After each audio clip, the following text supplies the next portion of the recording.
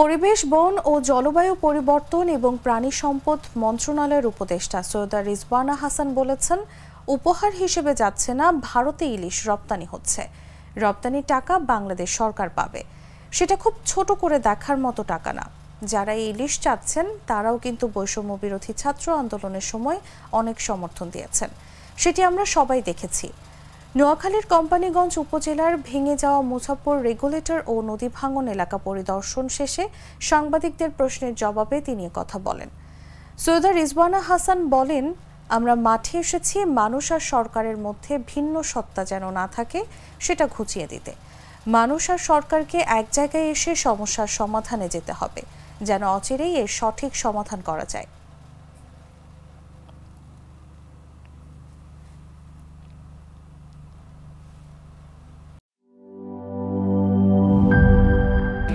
Sir, আমাদের নতুন product sixers. দেখতে তো ভালো, খেতেও ভালো। তুমি একটু বেশিই বলো। জানি স্যার, বিশ্বাস করবেন না, তাই সুপার স্লো মোশন ক্যামেরা নিয়ে এসেছি। দেখেন স্যার, চকলেট পিনাট ক্যারামেল ও নোগাটের দারুণ কম্বিনেশন এলো সিক্সার্স চকলেট কোটেড বার।